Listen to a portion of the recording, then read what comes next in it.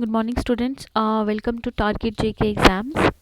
I am Mehak Tariq. I am your faculty for history classes, and I am taking history for especially modern Indian history for upcoming SSP exams. ठीक है students, कल जो lecture आपके पास गया था, जो हमारा सेकेंड लेक्चर था, उसमें हमने पहला लेक्चर 1857 का रिवॉल्ट कवर किया था।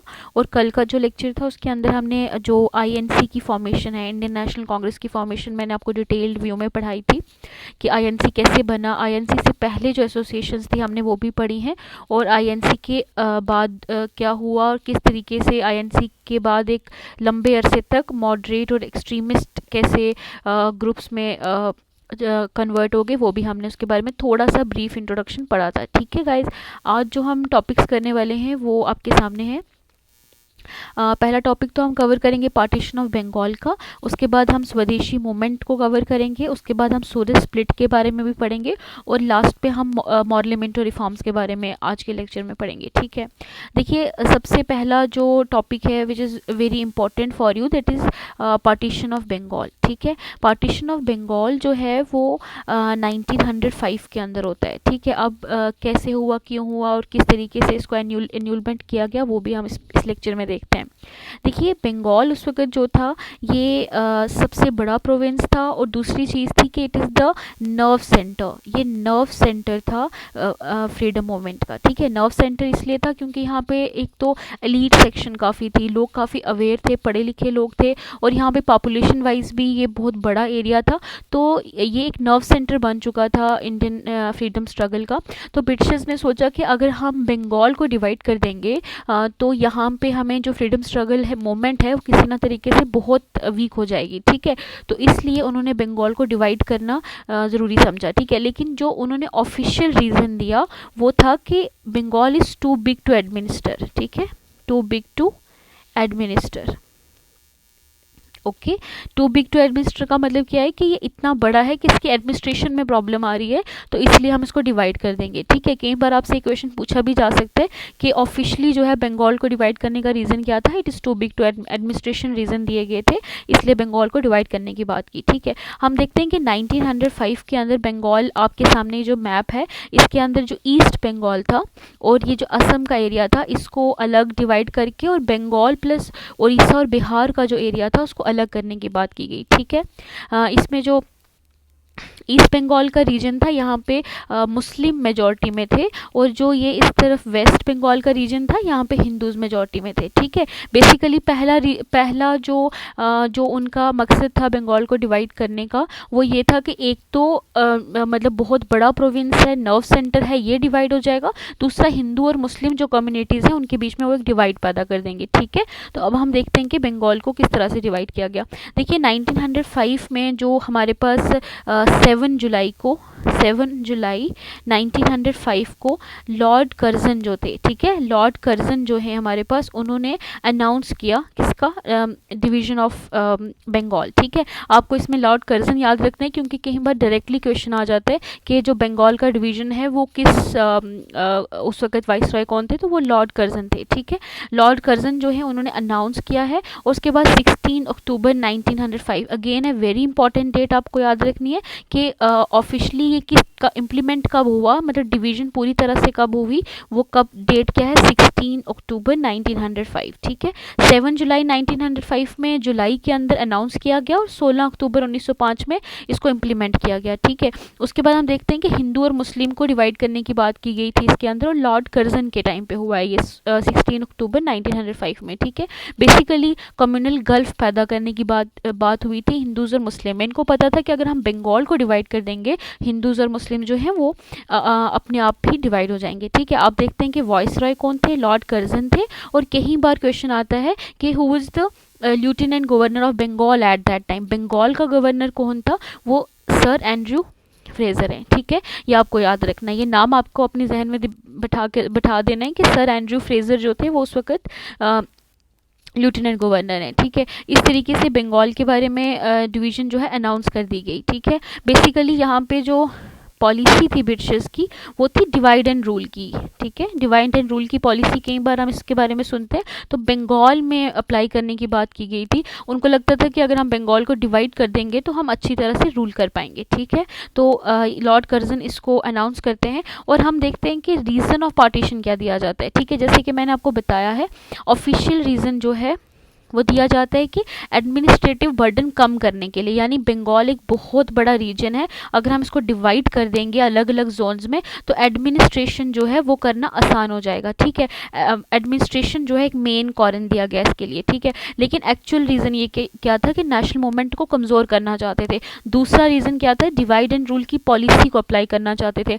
अगर बंगाल हिंदू मुस्लिम इस तरह से on the basis of language और रिलीजन डिवाइड हो जाता है तो इनको रूल करने में आसानी हो जाएगी। ठीक है, और तीसरा रीज़न लॉर्ड कर्जन के बारे में हम जब वाइसरायज पढ़ेंगे तो वहाँ देखेंगे कि लॉर्ड कर्जन की बहुत रिएक्शनरी पॉलिसीज़ थी, इसलिए ओपिनियन बहुत स्ट्रॉन्ग आ रहा था अगेंस्ट ब्रिटिशर्स के। तो वो चाहते थे कि किस तरह से डिवाइड हो और लोग जो हैं उनका ओपिनियन एकदम ऐड होके ब्रिटिश गवर्नमेंट के ख़िलाफ़ ना आए। ठीक है, तो इसलिए बंगाल को डिवाइड करने के ये रीजंस दिए गए और एक्चुअल रीजंस क्या थे वो भी आपके सामने है। बेसिकली नेशनल मूवमेंट को वीक करना चाहते थे वो। ठीक है, तो इस तरीके से बंगाल का जो पार्टीशन है वो अनाउंस कर दिया गया और यहाँ पे हम देखते हैं कि अब अनाउंस तो कर दिया गया, अब क्या होता है कि जब बंगाल का पार्टीशन अनाउंस हुआ तो जो आईएनसी थी, इंडियन नेशनल कांग्रेस थी, उसके अंदर जो मॉडरेट्स थे या एक्सट्रीमिस्ट थे, दोनों तरह के जो ग्रुप के लीडर्स थे उनने बहुत बड़ा रिएक्शन दिया। ठीक है, वो नहीं चाहते थे कि बंगाल डिवाइड हो। वो जानते थे कि अगर बंगाल डिवाइड हो गया तो बहुत बुरी तरीके से इंडियन फ्रीडम स्ट्रगल को इस चीज़ से नुकसान हो सकता है। ठीक है, इसमें अब हम देखते हैं कि एंटी पार्टीशन मूवमेंट जो है वो पूरे इंडिया में लॉन्च की गई, स्पेशली बंगाल के अंदर। उसमें हम देखते हैं कि जो एंटी पार्टीशन मूवमेंट है, एंटी पार्टीशन कंपेन, देखिए सबसे पहले एंटी पार्टीशन कंपेन शुरू की। एंटी पार्टीशन कंपेन आपको इसमें दो हमारे आईएनसी के, इंडियन नेशनल कांग्रेस के उस वक्त जो सेशंस हुए हैं और कंपेन कहाँ से शुरू हुई है, तीनों डेट्स बहुत इंपॉर्टेंट है और ये बहुत कंफ्यूजिंग डेट्स हैं। कई बार बच्चे एग्जाम में इसको गलत करके आ जाते हैं। ठीक है, इसलिए आप इसे अच्छे से सुनिएगा कि सबसे पहले अनाउंस कर दिया जाता है लॉर्ड कर्जन के द्वारा कि बंगाल को हम पार्टीशन करने जा रहे हैं। ठीक है, अब एंटी पार्टीशन कंपेन जो है वो आईएनसी के द्वारा या लोकल जो बंगाल के लोग थे उनके द्वारा स्टार्ट करने की बात की जाती है। ठीक है, एंटी पार्टीशन कंपेन जो है वो हम कहाँ से स्टार्ट करते हैं, कोलकाता हॉल से। ठीक है, it's a hall in Kolkata. Kolkata hall के अंदर ये कब स्टार्ट होती है, 7 अगस्त 1905। ठीक है, 7 अगस्त 1905 में एक एंटी पार्टीशन मूवमेंट जो है वो कोलकाता टाउन हॉल के अंदर स्टार्ट हो जाती है। ठीक है, ये आपको पहली डेट तो ये याद रखनी है। ठीक है, 7 अगस्त 1905। ठीक है, और पार्टीशन कब होनी थी, 16 अक्टूबर 1995, ये मैं आपको बता चुकी हूँ। ठीक है, उसके बाद एक और इम्पॉर्टेंट सेशन है आपको याद रखना है, that is Banaras session. Again A very important session जिसमें से बहुत बार क्वेश्चन आए। देखिए बनारस सेशन उस वक्त होता है 1905 में। सबसे पहले तो आपको इसकी डेट याद रखनी है, कहाँ पे होता है, बनारस में। कब होता है, 1905 में। और उस टाइम कांग्रेस के प्रेसिडेंट कौन थे जो इस सेशन को लीड कर रहे थे, वो थे हमारे पास गोखले। ठीक है, गोखले थे। और ये यहाँ पर क्या होता है, यहाँ पर पहली बार कॉल फॉर स्वदेशी दी जाती है। ठीक है, अगेन है वेरी इंपॉर्टेंट सेशन जो एग्जाम में बहुत बार पूछा गया है। ठीक है, आप देख सकते हैं कि यहाँ पे पहली बार जो है कॉल फॉर स्वदेशी दी जाती है। क्वेश्चन आपसे पूछा जाएगा कि बनारस सेशन में या किस सेशन में जो है वो कॉल फॉर स्वदेशी दी गई है, तो वो 1905 में गोखले प्रेसिडेंट थे और कॉल फॉर स्वदेशी दी गई थी। ठीक है, आप यहाँ देख सकते हैं। अब आप देख सकते हैं कि यहाँ पे जो बनारस सेशन के अंदर गोखले थे और फॉर्मल तरीके से कॉल फॉर स्वदेशी देगी। ठीक है, अब देखिए स्वदेशी का मतलब क्या है। ठीक है, स्वदेशी को हम एक्सप्लेन कैसे कर सकते हैं।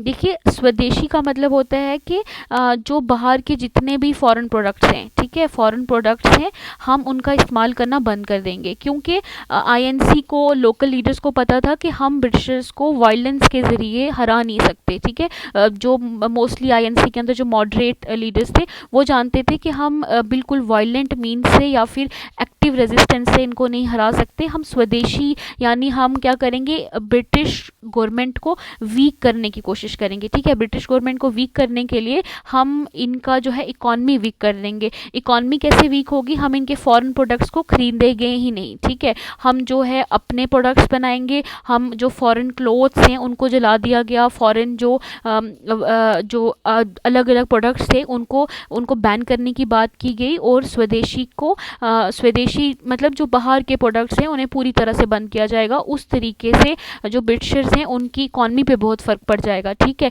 ये उस तरह का चेंज चाहते थे। दूसरा जो कॉन्सेप्ट इन्होंने लाया वो आत्मा शक्ति या फिर सेल्फ रिलायंस का था। ठीक है, आत्मा शक्ति का जो कॉन्सेप्ट है ये हमें रविंद्रनाथ टैगोर देते हैं। कौन देता है, रविंद्रनाथ टैगोर। टैगोर ने हमें आत्मा शक्ति का कॉन्सेप्ट दिया। इसका मतलब ये था कि सेल्फ रिलायंस यानी जो भी प्रोडक्ट्स हमें बनाने हैं वो हम खुद भी बना सकते हैं। फॉर एग्जांपल अगर हम फॉरेन क्लोथ्स को बैन कर दें, हम उन्हें नहीं पहने, तो हम अपने जो खादी के प्रोडक्ट्स हैं हम उससे यूज़ करेंगे। तो इस तरीके से स्वदेशी का कॉन्सेप्ट जो है वो पॉपुलराइज होने लगा, सिर्फ प्रोडक्ट्स में नहीं बल्कि अपने इनके कॉलेजेस में, जो ब्रिटिशर्स के कॉलेजेस थे उन स्कूल्स में। उससे बेहतर है कि हम अपना एजुकेशन सिस्टम लाएं, या फिर इस तरीके से हर चीज़ जो है एक पैरेलल गवर्नमेंट की बात यहाँ पे हमें स्वदेशी में दिखती है कि हर चीज़ हमारी खुद की होनी चाहिए, क्योंकि विद टाइम लीडर्स को लगने लगा कि हमारी डिपेंडेंस बहुत है ब्रिटिशर्स पे। ठीक है, तो यहाँ पे ये जो मूवमेंट है ये स्टार्ट की गई। हम जो पार्टीशन ऑफ बंगाल है उसको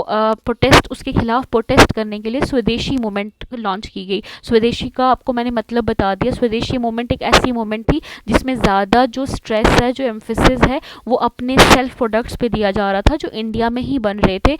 तो जो फॉरेन के प्रोडक्ट्स थे या फॉरेन का जितनी भी सर्विसेज थी उनको बैन करने की बात की गई थी। ठीक है, अब हम देखते हैं कि और क्या क्या हो रहा था एंटी पार्टीशन कैंपेन में। ठीक है, देखिए सबसे पहले कुछ इंपॉर्टेंट न्यूज़पेपर्स हैं जिनके आपको नाम याद रखने हैं यहाँ पे। ये न्यूज़पेपर्स बहुत इंपॉर्टेंट हैं क्योंकि उस वक्त इन न्यूज़पेपर्स ने जो है लोगों के अंदर अवेयरनेस क्रिएट की।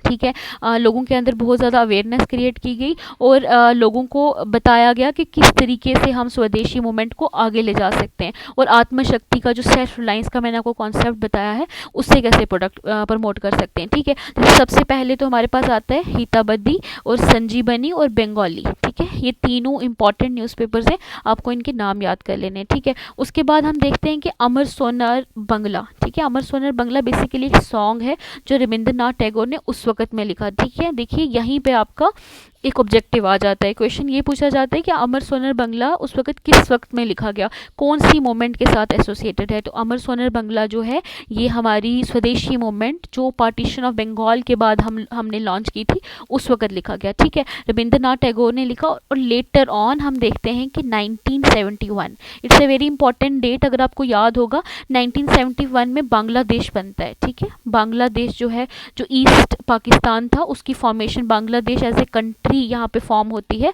और बाद में अमर सोनार बंगला रविंद्रनाथ टैगोर का जो फेमस सॉन्ग है वो बांग्लादेश का नेशनल एंथम बन जाता है। नेशनल 1971 में इसको अडॉप्ट कर दिया गया। ठीक है, उसके बाद एक और इम्पॉर्टेंट चीज़ होती है कि जो राखी का फेस्टिवल था उसे यूज़ किया गया। हिंदू मुस्लिम एक दूसरे के हाथ पे राखी बांध रहे थे in order to show Britishers that अभी भी हम लोग यूनाइटेड हैं। ठीक है, राखी का फेस्टिवल को यहाँ पे यूज़ किया गया in order to show the unity.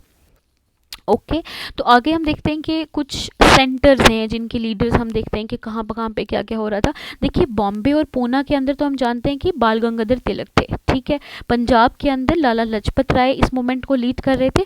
Delhi के अंदर सैयद रज़ा हैदर रज़ा, और मद्रास के अंदर चिदम्बरम पिल्लाई। ठीक है, आपको इनके नाम याद रखने। और सेंटर्स, ये बेसिकली कुछ 3-4 सेंटर्स थे जहाँ पे स्वदेशी मूवमेंट बहुत ज़्यादा इम्पेटस मतलब बहुत ज़्यादा पावरफुल तरीके से चलाई जा रही थी by these famous leaders in order to protest against the partition of Bengal. Okay, तो यहाँ तक हमने यहाँ क्लियर हो जाता है आपको। फिर आगे मैंने आपको बताया कि गोखले के द्वारा बनारस सेशन होता है। बनारस सेशन 1905 गोखले करते हैं इंडियन नेशनल कांग्रेस का, जहाँ पे फॉर्मल तरीके से कॉल फॉर स्वदेशी दी गई है। अगेन ये सेशन आपके लिए बहुत इंपॉर्टेंट है, आप इसका डेट याद रखिए। गोखले 1905 कॉल फॉर स्वदेशी, again a very important objective. Okay, चलिए आगे देखते हैं। आगे हम देखते हैं कि 1906 में क्या होता है। 1906 में अगेन है very important Congress session, very very important. आप इसको हाईलाइट कर लीजिए अपने नोट्स पे।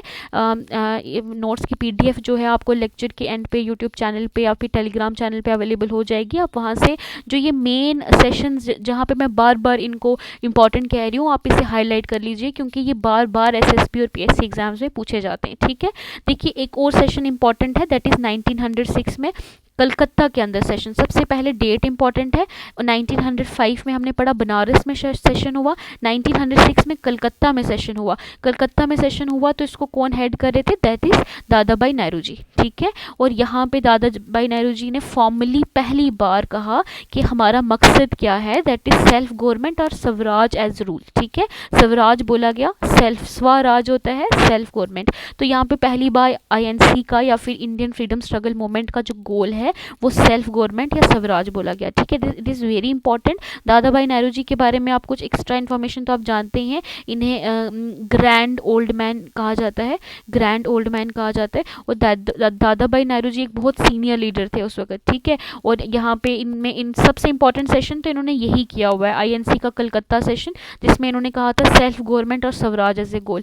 ठीक है, और दादा भाई नेहरू जी के बारे में इनको हम इंडियन आप कहीं लिख लीजिए, इन्हें इंडियन ग्लैडस्टोन भी कहा जाता है। ठीक है, ओल्ड मैन भी कहा जाता है, ग्लैडस्टोन भी कहा जाता है। और ये ऐसे इनके बारे में एक और चीज़ आप याद रखिए कि ऐसे पहले इंडियन थे। ठीक है, ऐसे पहले इंडियन थे जो हाउस ऑफ कॉमन जो है ये ब्रिटिश पार्लियामेंट का एक हाउस है। ब्रिटिश पार्लियामेंट का जो हाउस ऑफ कॉमन है वो लिबरल पार्टी की टिकट पे ये वहाँ पे इलेक्ट हुए थे। लिबरल पार्टी आपने याद रखना है, किससे हुए थे, लिबरल पार्टी, ये फर्स्ट इंडियन थे। ठीक है, उसके बाद हम एक और चीज़ जो इनसे इंपॉर्टेंट है वो मैंने आपको पिछले लेक्चर में भी बार बार बताई है, that is drain of wealth theory. Drain of wealth theory इन्होंने दी थी। ड्रेन ऑफ वेल्थ थेरी में इन्होंने बताया था कि किस तरीके से ब्रिटिशर्स हमें लूट रहे हैं। इनकी बुक का नाम था poverty and un British rule, poverty and un British rule in India. ये आपको बुक का नाम भी याद रखना है, कई बार पूछा गया है। ठीक है, दादा भाई नेहरू जी जो है ये एक और चीज़ कि थ्री टाइम प्रेसिडेंट रह चुके हैं कांग्रेस के। ठीक है, ये इनके बारे में कुछ एक्स्ट्रा इन्फॉर्मेशन है जो आपको ध्यान में रखनी है। चलिए देखते हैं। तो 1906 में, अब 1905 में एक सेशन होता है, फिर 1906 में एक सेशन होता है जहाँ पे दादा भाई नेहरू जी ने कलकत्ता के अंदर साफ साफ कह दिया कि सेल्फ गवर्नमेंट जो है वो हमारा स्वराज एक गोल है। लेकिन एक बात याद रखिएगा कि स्वराज तो यहाँ पे मेंशन कर दिया गया पहली बार, फर्स्ट टाइम मेंशन किया गया, लेकिन एक चीज़ याद रखनी है कि स्वराज के बारे में पूरी तरह से इसकी इंटरप्रिटेशन नहीं देगी कि स्वराज का मतलब क्या है। Is it mean dominant status under British और कंप्लीट इंडिपेंडेंस। तो अभी तक ये जो है हमें यहाँ पे क्लैरिटी नहीं मिलती है इसकी। ठीक है, अब हम देखते हैं कि मूवमेंट जो है ये चल कैसे रही थी। ठीक है, मूवमेंट में हम देखते हैं कि मतलब जो मॉडरेट्स थे, जो मॉडरेट्स लीडर थे वो तो बड़े पीसफुल तरीके से पब्लिक मीटिंग करवा रहे थे, प्रोपगंडा न्यूज़पेपर्स वगैरह का इस्तेमाल कर रहे थे, पटिशन्स का पीपीपी मेथड कहते हैं इसको, petition public meeting and propaganda, वो उस तरीके से काम कर रहे थे। ठीक है, लेकिन जो हम देखते हैं एक्सट्रीमिस्ट लीडर थे, एक्सट्रीमिस्ट लीडर के बारे में मैंने आपको बताया कि जिस तरह से लाला लाजपत राय या फिर हमारे पास जो लाला लाजपत राय थे, या और भी जिस तरह से हमारे जो एक्सट्रीमिस्ट लीडर हैं बिपिन चंद्र पाल हो गए। तो ये जो तीन चार लीडर्स थे जो इस मूवमेंट को लीड कर रहे थे एक्सट्रीमिस्ट की तरफ से, उनका जो मेथड था वो थोड़ा सा एक्सट्रीम था। ठीक है, उनके अगर हम एक्सट्रीमिस्ट के मेथड देखें, हमने देखा कि मॉडरेट्स के जो मेथड थे वो बहुत स्वदेशी मूवमेंट को लेके बहुत नॉर्मल थे, वो पब्लिक मीटिंग्स करवा रहे थे, न्यूज़पेपर्स का यूज़ कर रहे थे। लेकिन जो एक्सट्रीमिस्ट थे इनका मेथड थोड़े अलग थे। जैसे इसमें मैं आपको बताती हूँ कि सबसे पहले तो ये पैसिव रेसिस्टेंस का यूज़ कर रहे थे। मैंने आपको पिछले लेक्चर में भी बताया कि पैसिव रेजिस्टेंस क्या होता है। पैसिव रेजिस्टेंस का मतलब होता है कि आप बॉयकॉट कर दें। पैसिव रेजिस्टेंस का मतलब है कि आप स्कूल्स को बॉयकॉट करें, कॉलेजेस को बॉयकॉट करें, सर्विस, अगर आप सर्विस में हैं तो आप सर्विस में जाना छोड़ दें। ठीक है, और सेकेंड इनका मेथड था कि ये मतलब बहुत ज़्यादा मतलब ये जो जला रहे थे, मतलब ना बाइकॉट ऑफ फॉरेन गुड्स, ना बाइकॉट करते हुए जो फॉरेन गुड्स थे इन्हें जलाया जा रहा था। ठीक है, बाहर मतलब दुकानों के बाहर फॉरेन गुड्स को जलाया जा रहा था। उस तरह से मतलब ये शिवाजी और गणपति फेस्टिवल्स का यूज़, मैंने आपको बताया था कि शिवाजी और गणपति फेस्टिवल्स का यूज़ जो है ये स्टार्ट कर दिया गया, ठीक है। उसके बाद मेलाज ऑर्गेनाइज किए गए, ठीक है। तो इस तरीके से ये पैसिव रेजिस्टेंस यानी एक्सट्रीमिस्ट का ये कहीं ना कहीं इस तरीके से इनका ना एक बाइकॉट, फॉरेन बाइकॉट मूवमेंट चल रहा था, ठीक है। तो ये एक्सट्रीमिस्ट का बेसिकली इनने थोड़ा सा स्ट्रेस इस चीज़ पे ज़्यादा दिया था, ठीक है। अब हम देखते हैं कि कुछ समितिज़ बनाई गई थी, ये आपके लिए इंपॉर्टेंट है। समितिस कहते हैं वॉलंटियर ग्रुप बनाए गए थे, ठीक है। दो समितिज आपके लिए इसमें ज़्यादा इंपॉर्टेंट है। पहली थी स्वदेश बंधप समिति, ठीक है। स्वदेश, स्वदेश में दोनों में स्वदेश नाम है, बंधप समिति और स्वदेश संगम, ठीक है। स्वदेश बंधप समिति जो थी अश्वनी कुमार दत्त ने बनाई थी, ठीक है। अश्वनी कुमार दत्त के लीडरशिप के अंडर जो है स्वदेश बंधप समिति का काम चल रहा था। और स्वदेश संगम जो थी ये साउथ इंडिया के अंदर हम देखते हैं कि चिदम्बरम पिल्लाई के हेडेड बाई चिदम्बरम पिल्लाई, ठीक है।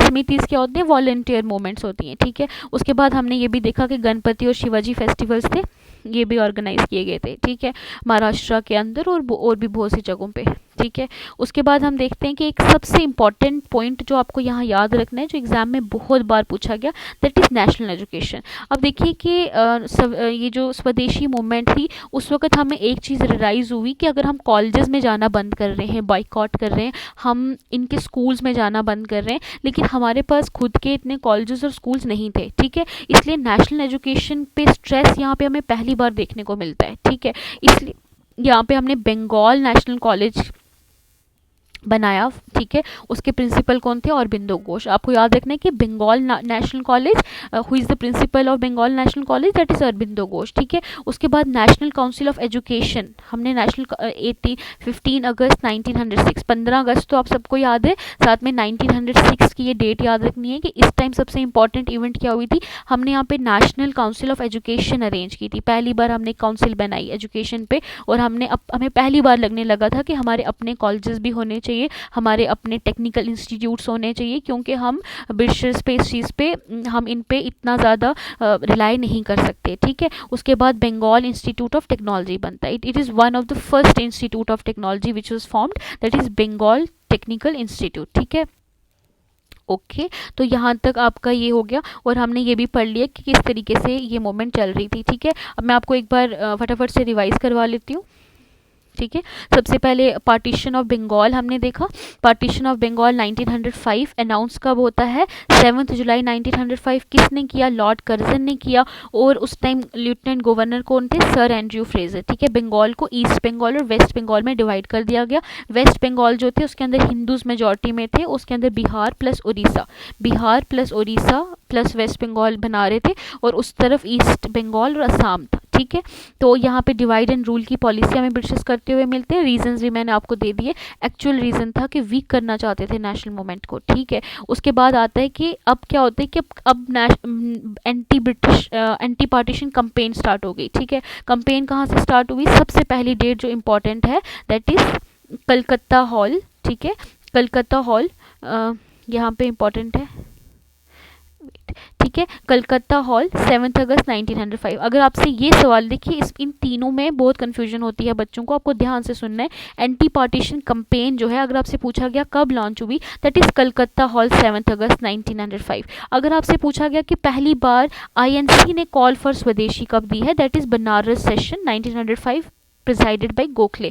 अगर आपसे पूछा गया कि पहली बार स्वराज एज ए गोल कब बताया गया, दैट इज कलकत्ता सेशन 1906 टीबी नेहरू जी। आपको ये तीनों सेशंस बहुत इंपॉर्टेंट है, तीनों डेट्स बहुत इंपॉर्टेंट है, इस पर पूछा जाता है, ठीक है। उसके बाद हम इसको रिवाइज कर लेते हैं। ये हो गया न्यूज़पेपर्स कुछ इंपॉर्टेंट हैं, वो भी मैंने आपको बता दिया, हिताबदी, संजीवनी, बंगाली, इन तीनों का लिंक, इन तीनों न्यूज़पेपर्स का लिंक एंटी पार्टीशन कंपेन के साथ है। अमर सोनर बंगला, अगर आपको पूछा गया कि कब लिखा गया, तो दैट इज आफ्टर स्वदेशी मूवमेंट 1971 में बांग्लादेश का ये नेशनल एंथम बनता है, रिटन बाय रविंद्रनाथ टैगोर, ठीक है। रविंद्रनाथ टैगोर के साथ एक और important area that is Shanti Niketan. Shanti Niketan अभी न्यूज़ में था, आप इसके बारे में जाके सर्च कीजिए कि शांति निकेतन न्यूज़ में क्यों था, क्योंकि most probably it is the most important question right now, पूछ सकते हैं, ठीक है। उसके बाद राखी को इस्तेमाल किया गया। अब हिंदू मुस्लिम एक दूसरे को फेस्टिवल को यूज़ करके मतलब वो आपस में एक दूसरे को राखी बांध रहे थे। उसके बाद मैंने कुछ सेंटर्स बताए, पुणे, बॉम्बे, पंजाब, दिल्ली, मद्रास, ठीक है। उसके बाद ये सेशन भी हो गया। उसके बाद मैंने कुछ समितिस के बारे में आपको बताया है, स्वदेश, स्वदेश, लेकिन एक थी बंधप, एक थी संगम। बंधप समिति जो है अश्वनी कुमार दत्त की है, संगम वाली साउथ इंडिया के अंदर थी, जो है तमिलनाडु वगैरह एरिया में। यहाँ पे चिदम्बरम पिल्लाई इसको हेड करते हैं, ठीक है। गणपति और शिवाजी फेस्टिवल्स का यहाँ पे अच्छे से यूज़ हो रहा था, ठीक है। उसके बाद हम देखते हैं नेशनल एजुकेशन पे बहुत स्ट्रेस दिया गया। अगर आपको पूछा जाता है कि बंगाल नेशनल कॉलेज के प्रेसिडेंट कौन, प्रिंसिपल कौन है, तो अरबिंदो घोष, ठीक है। नेशनल काउंसिल ऑफ एजुकेशन 15 अगस्त 1906 और Bengal institute of technology. Okay, यहाँ तक आपको क्लियर है, ठीक है। उसके बाद हम देखते हैं कि थोड़ी देर के बाद क्या होता है, एन्यूलमेंट ऑफ बंगाल, ठीक है, लॉर्ड हर्डिंग के टाइम पे हुई है। 90 again a very important objective. बाद में जब इतना ज़्यादा प्रोटेस्ट होने लगा, ब्रिटिशर्स को लगा कि हम इतनी देर तक बंगाल को डिवाइड करके नहीं रख सकते, तो हमें अपने पहले वाली पोजीशन पे जाना पड़ेगा। तो इसलिए लॉर्ड हार्डिंग ने 1911 के अंदर जो है एन्यूलमेंट ऑफ बंगाल कर दी। लेकिन दो चेंजेस यहाँ पे लाएगी। देखिए, अब जब बंगाल को एन्यूल कर दिया गया तो मुस्लिम कम्युनिटी जो थी वो इस चीज़ से खुश नहीं थी, ठीक है। तो इसलिए मुस्लिम कम्युनिटी को खुश करने के लिए इन्होंने कैपिटल को शिफ्ट कर दिया दिल्ली में। और दूसरा जो चेंज लाया, बिहार और उड़ीसा को बंगाल और असम से अलग कर दिया, ठीक है। अलग, वो तो अलग ही रहने दिया, लेकिन बंगाल और असम को वहाँ पे कंबाइन करके और दिल्ली में शिफ्ट कर दी कैपिटल, ठीक है। आपको इसमें सबसे इंपॉर्टेंट ऑब्जेक्टिव्स की डेट याद रखनी है, 1911। किसने किया था? लॉर्ड हार्डिंग ने किया था। अगेन ए वेरी इंपॉर्टेंट ऑब्जेक्टिव, ठीक है, ठीक है। यहाँ तक आपका ये हो जाता है। अब हम देखते हैं कि यहाँ पे अब पार्टीशन हो गया और उसके बाद उसके लिए एक्सट्रीमिस्ट और मॉडरेट्स के अपने अपने जो हमने देखा कि अपने अपने एक्सट्रीमिस्ट जो हैं वो अपनी तरह से स्वदेशी मूवमेंट को चला रहे हैं और मॉडरेट्स अपनी तरह से चला रहे हैं, ठीक है। अब हम एक छोटा सा, इसके बीच में एक और इवेंट होता है, हम उसको पढ़ लेते हैं, ठीक है। इस बीच में एक इवेंट होता है that is also very important for you, that is all India Muslim league 1906। देखिए, पिछले कुछ एग्जाम्स में, एसएसबी के पेपर्स में और पीएससी के भी मुझे याद आ रहा है कि एक पेपर में इसकी डेट पूछी गई है और जगह पूछी गई है, ठीक है। इसलिए आपके लिए all India Muslim league important है। ऑल इंडिया मुस्लिम लीग 1906 में बनती है, ठीक है। और ये बनी कहाँ पे है? ये ढाका में बनती है, ठीक है। ढाका में बनती है जो प्रेजेंट बांग्लादेश में है। और किसने बनाई है? दैट इज़ आगा खान, ठीक है। और नवाब थे ये सलीमुल्लाह, ठीक है, नवाब सलीमुल्लाह। ये जो ढाका के थे, नवाब सलीमुल्लाह और नवाब मोहसिनुल मुल्क। आपके ये तीनों नाम जो हैं ये याद रखने हैं, नवाब मोहसिनुल मुल्क, ठीक है। आगा खान, नवाब सलीमुल्लाह और नवाब मोहसिनुल मुल्क जो है तीनों ढाका के अंदर 1906 के अंदर ऑल इंडिया मुस्लिम लीग बनती है। बेसिकली जो ये लीग थी, इसने पार्टीशन ऑफ बंगाल को सपोर्ट किया था। और ये जो है ये पूरी तरह से फर्स्ट एक प्रॉपर आईएनसी को मतलब आईएनसी को एक हिंदू वो माना जाता था, डोमिनेटेड बाय पंडित्स। तो इन लोगों ने, जो मुस्लिम कम्युनिटी थी, उन्होंने सोचा कि हम भी अपनी एक अलग से एक पार्टी बनाएंगे जिसमें हम डोमिनेट करेंगे। तो इसलिए ऑल इंडिया मुस्लिम लीग जो है ये इंडियन नेशनल कांग्रेस के ओपोजिशन में बनाएगी, ठीक है।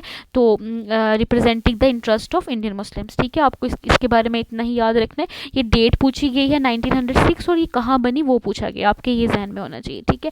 आगे हम आ जाते हैं कि सूरत स्प्लिट 1907 में, ठीक है। अब देखिए, सूरत स्प्लिट के बारे में हम देखते हैं कि हमने पढ़ा कि जो स्वदेशी मूवमेंट थी, ठीक है, स्वदेशी मूवमेंट चल रही थी, ठीक है, वो ठीक है, स्वदेशी मूवमेंट मोस्टली बंगाल के अंदर थी।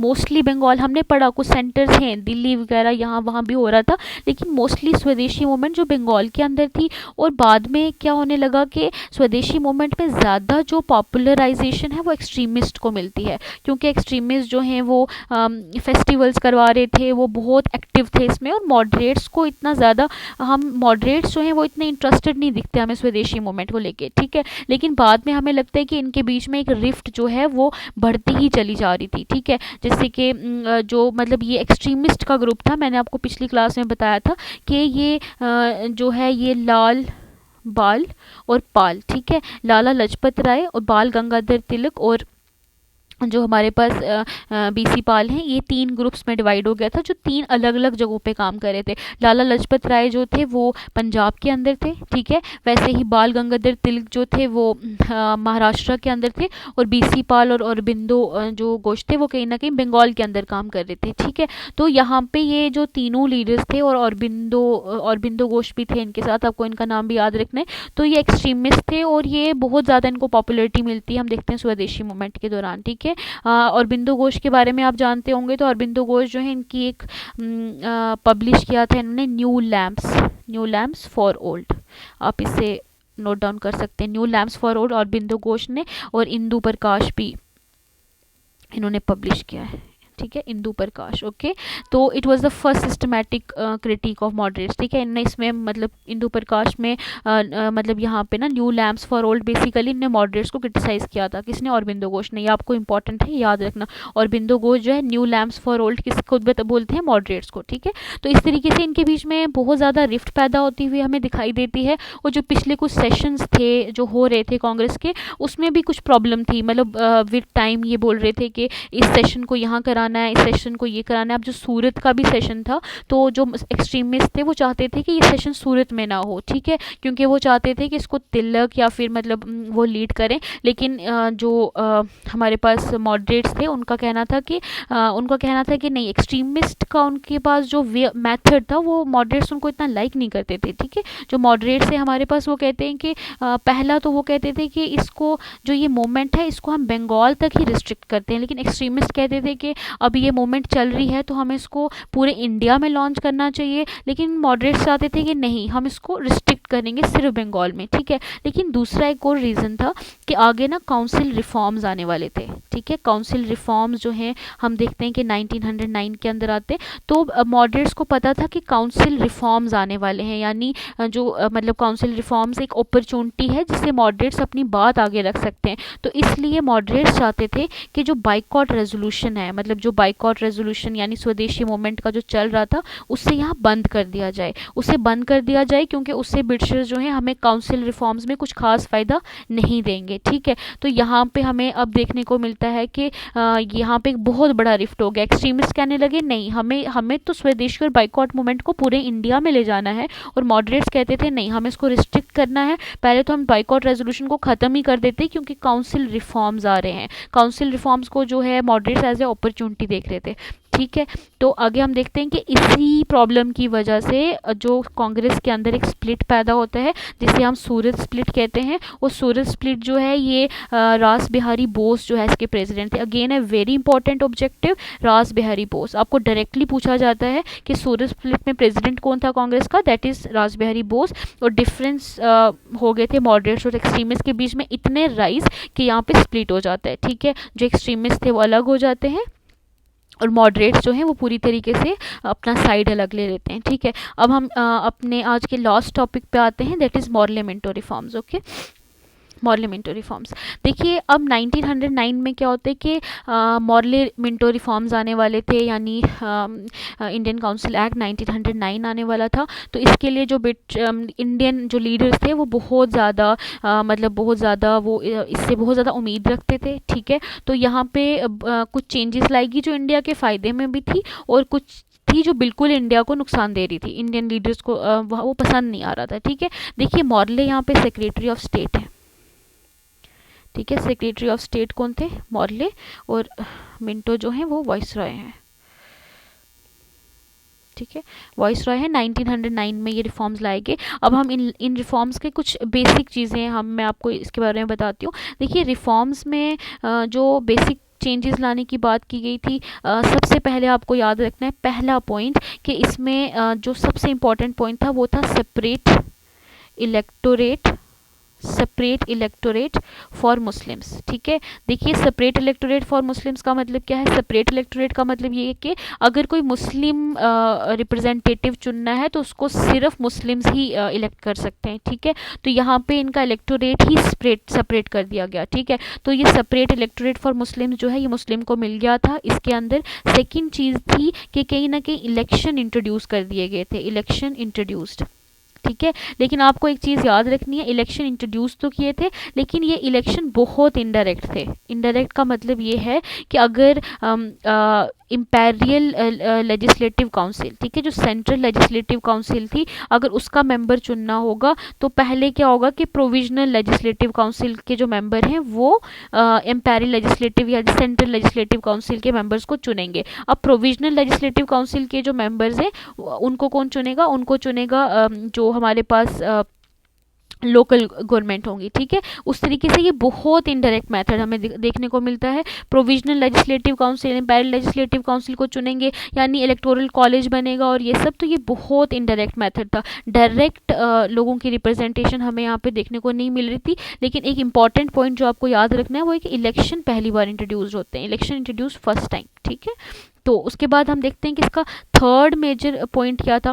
थर्ड मेन पॉइंट यहाँ पे क्या था कि इन्होंने कहा कि जो वाइसराय की, ठीक है, जो वाइसराय था उसकी एक एग्जीक्यूटिव काउंसिल थी। हमने पढ़ा कि 1+4 एग्जीक्यूटिव काउंसिल थी, ठीक है, 1+4 एग्जीक्यूटिव काउंसिल थी। तो बोला गया कि जो वाइसराय की एग्जीक्यूटिव काउंसिल है उसमें अब एक इंडियन होगा, ठीक है, एक इंडियन उसमें होगा। इसमें सबसे पहला नाम आता है हमारे पास किसका? सत्येंद्र सिन्हा का। सत्येंद्र सिन्हा जो है ये फर्स्ट इंडियन बनते हैं जो एग्जीक्यूटिव काउंसिल थे और ये एज ए लॉ मेंबर गए थे, ठीक है, एज ए लॉ मेंबर, आपने याद रखना है, एज ए लॉ मेंबर गए थे ये। तो जो एग्जीक्यूटिव काउंसिल थी उसके अंदर पहली बार किसी इंडियन की एंट्री होती है जो सत्येंद्र सिन्हा थे, ठीक है। तो उसके बाद हम देखते हैं कि ये इसका कुछ मेन पॉइंट्स हैं जो दिए गए थे। पहला आपको जो 3 मेन पॉइंट्स आपको ध्यान में रखना है जिस पे क्वेश्चन आते हैं कि 1909 में सबसे पहला तो सेपरेट इलेक्टोरेट दिया गया, किसको? मुस्लिम्स को। सेकंड, इलेक्शन इंट्रोड्यूस किए गए and that was to indirect election का मतलब ये है कि डायरेक्ट इलेक्शन का मतलब है फॉर एग्जांपल पार्लियामेंट के जो अभी इलेक्शंस होते हैं, ठीक है, तो अभी हम डायरेक्ट वोट करते हैं अपने जो हमारे पास एमपी बन रहे होते हैं लोकसभा के अंदर, हम उनको डायरेक्ट वोट देते हैं, ठीक है। फॉर एग्जांपल स्टेट के अंदर भी हमें जो बनाना होते हैं, जो हमारे एमएलएज होते हैं उनको भी हम डायरेक्ट वोट करते हैं। इनडायरेक्ट वोटिंग का मतलब होता है कि पहले आप एक लीडर को चुनो और वो फिर इलेक्टोरल कॉलेज बना के दूसरे को चुने और फिर वो इलेक्टोरल कॉलेज बना के तीसरे को चुने, तो ये इनडायरेक्ट इलेक्शन इंट्रोड्यूस कर दिए गए थे। और तीसरा इंपॉर्टेंट चेंज था कि वाइसरॉय एग्जीक्यूटिव काउंसिल में पहला इंडियन को एंट्री मिल गई थी, दैट इज सत्येंद्र सिन्हा। सत्येंद्र सिन्हा को जो है वो पहले इंडियन है जो लेजिस्लेटिव जो वहाँ पे एग्जीक्यूटिव काउंसिल थी वहाँ पे हमें दिखते हैं, ठीक है। तो यहाँ पे मॉर्लिमेंटो रिफॉर्म्स के ये 3 इंपॉर्टेंट आपको याद रखने हैं फीचर्स। अब हम कुछ और फीचर्स पे भी ध्यान देंगे कि पहला तो जो साइज था लेजिस्लेटिव काउंसिल का, चाहे वो सेंट्रल हो चाहे प्रोविजनल हो, जो लेजिस्लेटिव काउंसिल क्या होती है? जो लॉज बनाती थी, ठीक है, उसका साइज यानी उसका नंबर ऑफ जो पीपल थे वो मेंबर्स बढ़ा दिए गए थे, ठीक है। तो उसके बाद कहते हैं कि ऑफिशियल मेजोरिटी जो है मतलब जो ऑफिशियल मेजोरिटी है वो सेंट्रल लेजिस्लेटिव काउंसिल की वो अलो कर दी गई थी, लेकिन प्रोविजनल लेजिस्लेटिव काउंसिल में नॉन ऑफिशियल मेजोरिटी थी, ठीक है। ऑफिशियल मेंबर्स के इतने ज़्यादा लोग नहीं थे, नॉन ऑफिशियल में जो प्रोविंसेस में हमारे पास लेजिस्लेटिव काउंसिल थी उसमें नॉन ऑफिशियल मेंबर्स की मेजोरिटी ज़्यादा थी। इलेक्टेड मेंबर्स हमने पढ़ लिया कि इलेक्शन तो इंट्रोड्यूस कर दिए थे लेकिन इलेक्शन बहुत इनडायरेक्ट थे, ठीक है, बहुत ज़्यादा इनडायरेक्ट इलेक्शन थे, ठीक है। उसके बाद हमने ये देखा है कि मतलब सत्येंद्र सिन्हा का हमने पढ़ लिया, सत्येंद्र प्रसाद सिन्हा जो है ये फर्स्ट इंडियन है जिन्होंने वाइसरॉय एग्जीक्यूटिव काउंसिल को वो ज्वाइन करते हैं, ठीक है, वो as a law member join करते हैं, ठीक है। तीसरा इंपॉर्टेंट पॉइंट है सेपरेट इलेक्टोरेट किसके लिए? मुस्लिम्स के लिए, ठीक है। अब यहाँ पे इंपॉर्टेंट आपको याद रखना है कि लॉर्ड मिंटो जो है, लॉर्ड मिंटो, इनको कहा जाता है फादर ऑफ कम्युनल इलेक्टोरेट। इन्हें फादर ऑफ कम्युनल इलेक्टोरेट क्यों कहा जाता है? क्योंकि इन्होंने मुस्लिम्स को जो है सेपरेट इलेक्टोरेट दे दिया था, ठीक है। या आपने इसको बहुत अच्छे से याद रखना है, ठीक है, फादर ऑफ कम्युनल इलेक्टोरेट, ठीक है। उसके बाद एक सेपरेट रिप्रेजेंटेशन जो है प्रेसिडेंसी कॉरपोरेशन जो थी उनमें चैम्बर जो है वो यूनिवर्सिटीज़ और जिम्मेदार्स को एक सेपरेट रिप्रेजेंटेशन वहाँ पे भी दी गई। ये इतना इंपॉर्टेंट नहीं है, इसमें जो सबसे इंपॉर्टेंट फीचर्स हैं आपने ये याद रखने। मॉर्लिमेंटो रिफॉर्म्स जो है 1909 में आते हैं। पहला तो separate electorate for Muslim election introduce कर दिए गए विच वॉज टू इनडायरेक्ट, और वॉइस रॉय एग्जीक्यूटिव काउंसिल के अंदर एक इंडियन को ला दिया गया जो पहली बार हो रहा था, और दैट इज सत्येंद्र सिन्हा। ठीक है, उसके बाद हमने 1911 में पढ़ा कि जो ब्रिटिशर्स थे वो उनने तंग आके फिर लास्ट पे ना एन्यूलमेंट अनाउंस कर दी बंगाल की, लेकिन उसमें भी उन्होंने क्या किया कि उन्होंने जो है दिल्ली में कैपिटल शिफ्ट कर दी। ठीक है, इस तरह से आपका ये टॉपिक कंप्लीट होता है कि 1909 तक हम पहुंच गए, और इससे आगे हम टॉपिक लेंगे कि किस तरीके से आगे फर्स्ट वर्ल्ड वॉर एंड होती है और क्या क्या हुआ, वो अगले लेक्चर्स में आप देखेंगे। Hope you like the lecture and we will also come up with MCQ series. More ever you will get the complete course also. आपको टारगेट JK एग्ज़ाम्स की ऐप जो है ये आप ऐप स्टोर से डाउनलोड कर दीजिए, और वहाँ पे आपको कोर्सेज मिल जाएंगे। जितने भी SSB के एग्ज़ाम्स होने वाले हैं उन सब के कोर्सेज अपलोडेड हैं। आपको टेस्ट सीरीज़ और मॉक टेस्ट और PDFs भी मिल जाएंगी। ठीक है, और आप हमारा टेलीग्राम चैनल भी ज्वाइन कर सकते हैं जो इसी नाम से है, और आपको PDF लिंक में प्रोवाइड कर दी जाएगी। ठीक है, थैंक यू स्टूडेंट्स।